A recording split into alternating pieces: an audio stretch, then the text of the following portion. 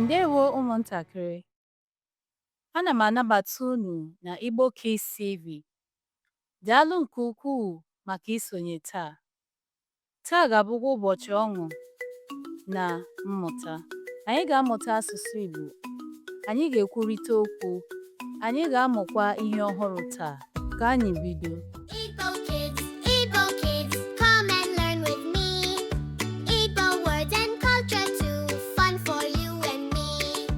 Igbo kids, sing, dance and play. Igbo kids, learning Igbo every day. Ndewo ụmụaka, kedu ka unu dị? Taa, anyị ga-amụta aha uwe dị iche iche n'asụsụ Igbo. Ị dị na njikere? Ka anyị malite.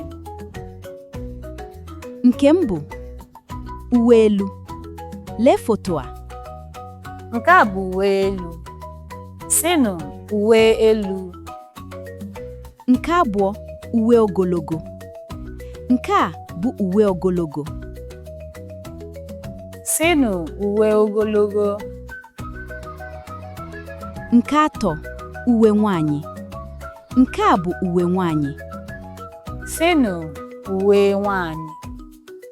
Nke anọ, nke a bụ sket. Sịnụ sket.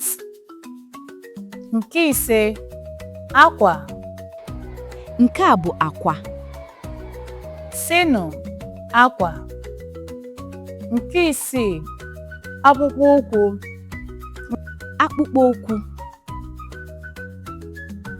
Nke a bụ akpụkpọ ụkwụ. Nke asaa, okpu. Nke a bụ okpu. Sịnụ okpu. Nke asatọ, socks. Nke a bụ socks. Sịnụ socks. Nke itoolu, jacket. Jacket. Nke a bụ jacket. Sịnụ jacket. Unu mere nke ọma nke ukwuu. Unu mụtara ọtụtụ ihe taa.